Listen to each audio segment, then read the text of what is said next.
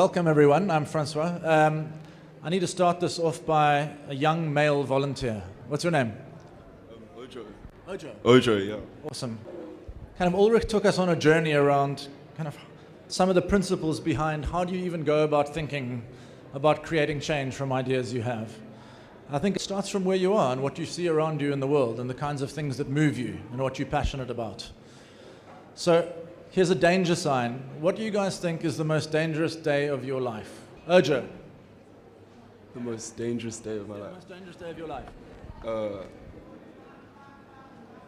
I don't know. I went to camp once. He was camping. Mosquitoes, malaria maybe?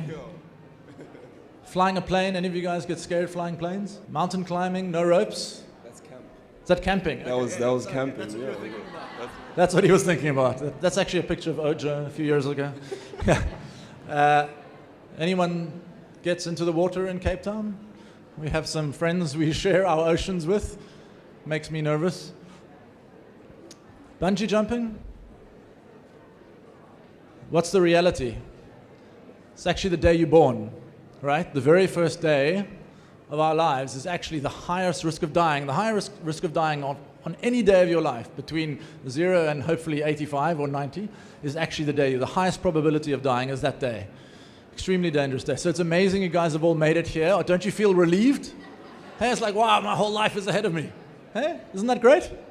It's pretty awesome. Not for many kids that die at that age. So I'm going to reintroduce Ojo as actually a young Francois.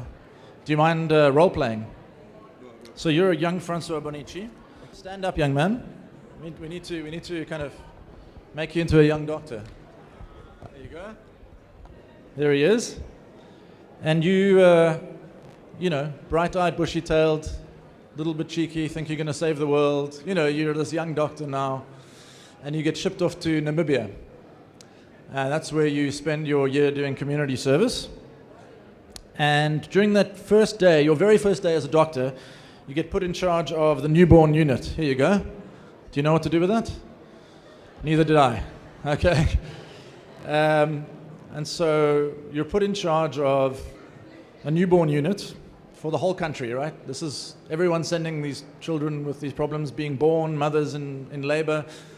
And they said, okay, young Ojo, young Francois, what are you going to do about it? So clearly, all those books and all that learning and all that experience was suddenly, holy shit, I don't know what actually I'm doing. I read about it in a book and maybe I had a bit of practice, but now that I'm actually responsible, I was suddenly very humbled by the real world. Part of that, you can sit down. You can just make sure you don't drop him. Part of that journey was realizing that in that setting that we had, there was 25 incubators in the whole of Namibia. The whole country in the public sector had 25 incubators. And 1 in every 4 children that was born was small or premature and needed an incubator. So clearly there was a problem. We had 3 in an incubator. You know, I was trying my best. Mostly I was taught by nurses. So the reality is, for most children who are born and most mothers who are pregnant, they don't have the kind of state-of-the-art healthcare that we experience both in our public sector here in South Africa, but also in the private sector. And the reality is we don't have the tools and the equipment that actually we take for granted in many of the times. And we couldn't afford it. It wasn't like we could just buy 20 incubators. We know we need incubators. So if you just look at some of, I'm just going to run through some stats so you guys actually get the gist of this. But essentially what came to me in my life was that newborn death was a massive issue and something that I got passionate about. It was a big part of what we call childhood and infant mortality. So look at the comparison of how many deaths occur in the UK, 1 in 333 versus 1 in 16 in Somalia. So a baby dies every 8 seconds. So essentially the 3 big causes of death: prematurity, we talked about, too small; asphyxia, when they're stuck in labor, not enough oxygen; and infections. So this is where, have any of you guys seen World Mapper? Ojo, do you know what World Mapper? No. So basically this picture is a weighted map. In other words, the data point that is highest is blown up in a particular country. So this is where babies are dying in the world. So this is India, right? And most of sub-Saharan and particularly West Africa, right? So compare that to where the healthcare workers in the world are.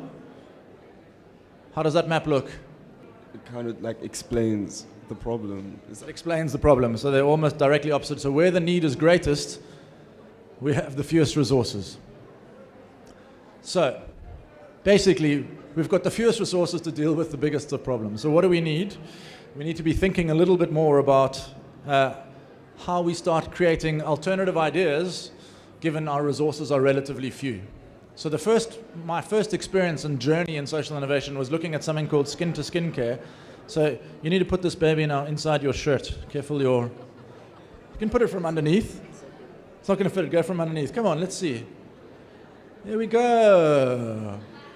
That's actually called kangaroo mother care. In this case, not KMC, it's KFC, kangaroo father care. Well done. You can take it out now. But essentially, that replaced the incubator, and there's very good evidence that kangaroo mother care or skin-to-skin care reduces deaths from prematurity by 50%. There are very few other medical interventions that reduces death by half. It's unbelievable. And yet, it's not a high-tech solution. It's not even a low-tech solution. It's a no-tech solution, right? And yet, and now in the developed world, in the fancy ICUs in Boston and in Berlin, they're doing skin-to-skin care, taking babies out of incubators and putting it with mothers. And that was developed in Colombia, in Bogota, in Latin America, in also a resource-constrained environment. So coming out of these places where there's the greatest need is sometimes some of the most interesting solutions. When young Francois was working in Namibia, one of the things he had in his bag, I don't have it here, is a head torch, because the electricity would go out. This was years before load shedding. But the electricity would go out in the middle of operations, in the middle of the day. And that's the reality for 60% of hospitals in Africa. So after having looked at the skin-to-skin care concept, so me and a couple of colleagues were really interested in how do we tackle this problem of newborn deaths, specifically those getting stuck in labor and without oxygen. And all we needed was one tool to tell us what the heart rate was of the baby during labor. And those tools were not available. Either you can listen with a little tube type thing and you can't hear a baby's heart rate going at 180 beats a minute, and you can't count it, that's for sure, and especially in a noisy environment. But what we needed was a Doppler, like an ultrasound. So the technology has been around for many years, but unaffordable, 20,000 Rand a device. We didn't have them in Namibia, we didn't have them in South Africa. Or not in the places that were really needed. So ultimately, we went on a journey to develop some low-cost devices, which was built on a number of design principles that Ulrich really spoke about. So we set some things for ourselves. We saw the kind of context. So we looked around us and said, what do we need and what kind of device should this be? If we had a chance to design it from scratch, what would it look like? So it needed to be low-cost and affordable. So our devices now are about 2,000 Rand instead of 20,000 Rand. It needs to be easy to use, so it's just got an on-off. It needs to be obviously effective and do what it's supposed to do, and it needs to be robust. So I'm going to ask Ojo to help me here. And I'm going to give you a few other design principles. So some of the principles Ulrich talked about was it's got to be driven with the user in mind. So we drove this through if we think a nurse is going to be using this, or if we're going to be using this ourselves, and if we're going to be using it with patients and mothers in labor and in pregnancy, what does this thing need to look like? What does it need to feel like? What are the conditions? If there's no electricity, what are we going to do about it? If there's no gel, if there's no probe, what are we going to do about it? Do any of you know the razor blade or the printer ink model of doing business? What do you know about printers and ink? Very expensive. What's expensive, the printer or the ink? The ink, right? The printer's not that expensive. So they sell you the printer relatively cheap so you can keep buying the ink. That's the business model. And the razor blade's the same. You buy the razor, 30 Rand, and then you come and buy the replacement blades, and it's like 80 Rand for 4 blades. And it's like, what happened? Right? So that is a business model. And that's built into lots of medical devices. So we said, how do we undo that? Because often in the context we were working in, we got the device either free or donated or relatively cheap, but then no one was ordering the supplies or we couldn't afford the supplies. So we've got to take those consumables out. And one of them was also the gel, and I'll come back to that just now. And as I spoke about, it needed to be energy independent. So we approached a company called Free Play, which some of you may remember, their wind-up radios, and said, guys, can we apply wind-up to medical devices? And that's what we did. So Oja, I need you to do some winding. Can you pull up that crank? Don't turn it on just yet. We need some pre-charge. Yeah, you can hold that. Wind. You've got to wind fast enough so the light comes on at the back. Faster, yeah. Put the man to work. There we go. Excellent. Keep going, keep going. So you can charge it overnight and it'll work for a couple of hours, but if the electricity goes out, you've got a backup option. It's also available, in a mobile clinic or in a rural area, and that was the point of it. How are you doing? Good. Does anyone have a glass, an empty glass that I can use? Ah, there we go. Okay. You put some water in it. So I talked about one of the consumables, one of the products that we were struggling with was the gel. You know when people put gel on the tummy and then they put the ultrasound probe on, that the gel runs out, right? Someone's got to order it, someone hasn't ordered it, or it's expensive. So how do we get across over the problem with the gel? We got some technology from the CSIR to be able to use it with water. Okay, I think that's enough, thanks. You can pack it away again. Now we're going to test to see if he's a fit, healthy man. Can we do that? Can I test your heart rate? I can do mine if you don't want to do yours. Okay. Or you can do mine. Do you want to do mine? You're the doctor, so I'll sit down. Let's do this. Okay, dip it in the water. There we go. Okay. Turn it on. Okay, now put it on my left sternal border. Yeah, I'll help you.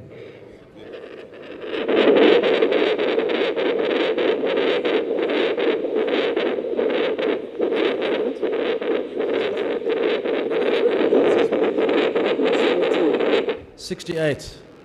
Not as fit as I used to be. That's it, guys. Pretty simple, huh? So all of this is existing technology that we put together with the design principle in mind of what are we actually trying to achieve? What are we trying to resolve? Thanks very much, Oja. Has he been a great doctor? Give him a round of applause. You can put it down. So that's it. And that is a simple tool to be able to determine, does this baby need to come out in a hurry, like right now, or is everything going fine? So that was a really important, simple tool to be able to use the resources that did exist in the system. Let's refer to a place that can be handled. Let's kind of manage this carefully here. It was a really important tool in furthering this work. So we built it on a set of design principles. So we kind of did the design thinking.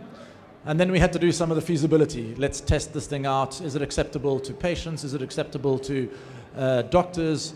Is it actually going to accurately measure what we need to be measuring? Is it going to change the outcome of actually reducing complications during labor and saving lives? So we needed to go through the feasibility testing, clinical trials, those kinds of things. In the process, we won a design award. It's called Index Design for Life Award. It was a €100,000 prize, which was fantastic in moving the project along. We won some Gates Foundation funding to actually do some of that clinical testing and feasibility and get more robust probes so that those things wouldn't fall apart. And ultimately, we built the viability, a company. It was a non-profit company, but it was something called a hybrid. In other words, it was a non-profit mixed with a for-profit. So the non-profit did the research, it did some of the outreach, it did some of the testing, it did some of the training, and the for-profit did the sales and distribution. The combination of the two allowed us to get this thing off the ground. And it's been a really interesting journey. I mean, this has been 7-8 years in the making now. And we got amazing traction. We were selling it to Doctors Without Borders. And you guys know MSF, right? Doctors Médecins Sans Frontières. And they were using it in Papua New Guinea. They were using it in Haiti, in Uganda. It was used in 15 countries in the world. But ultimately, our bigger goal, what were we trying to achieve? Was it just about getting a product out there in the market that we wanted to commercialize? Or were we actually trying to solve some of these bigger issues around reducing mortality? And for us, we kind of played with the different business models along the way, but ultimately, we realized to build a medical equipment company to the size and scale of that problem, it would take us 20 years.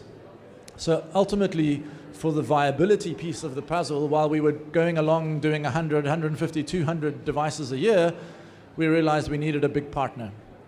And ultimately, here it is in use. This is actually in Retreat Clinic in Cape Town. What we did, we've just, as Gina had mentioned, developed a joint partnership with Philips Healthcare. Philips has now been split into two businesses, Philips Lighting and Philips Healthcare, to take these products really across the world. And our agreement with them in a joint venture is not only that we kind of benefit from their obviously huge expertise, but also that they target some of the countries with the highest burden. So how do we leverage our position, holding the intellectual property of this, to get a greater outcome in terms of achieving social objectives? And here we were signing the MOU in Nairobi last year. I wanted to show you one previous picture. This is the UN General Secretary, Ban Ki-moon, together with Margaret Chan, who's the head of WHO, looking at the product. It's about 2 years ago now. So there's a real growing interest that we need more appropriate, more kind of user-centered, human-centered technologies in our healthcare system. Some of the other ways that can be used, we're playing with foot-powered electrical generators, solar panels that you can roll up. But ultimately, it was the principles of having it energy independent that was important. Obviously, products alone don't work. So part of what the NGO was doing was also the education piece of this all. Just dropping a medical device into a clinic is not necessarily going to change the answer. What do you do about that decision? What do you do if you find the heart rate of the baby is 40? What do you do if the heart rate is 200?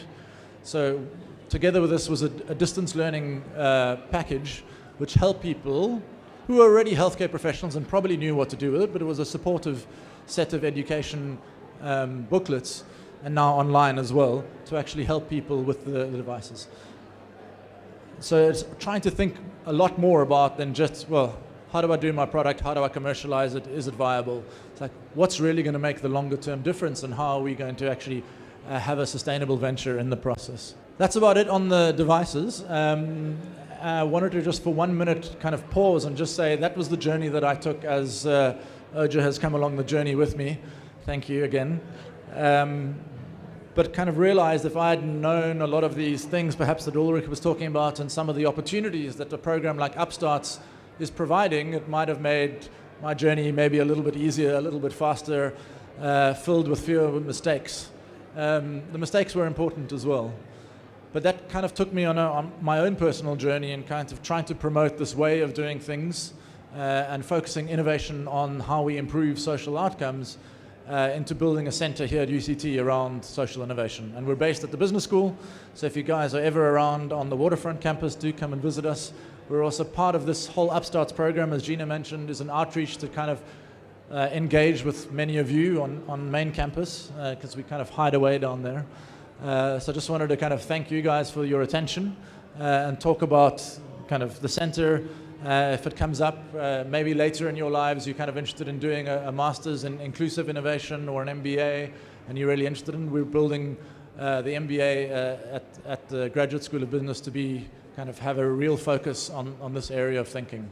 So let's see where Upstarts goes, but I wanted to kind of say we're with you on the journey, and we're looking forward to where you all get to with your projects. You know, even if it's an idea that doesn't come through Upstarts and comes up at some point later in your journey here at UCT, we want to engage with you. So thank you for your attention.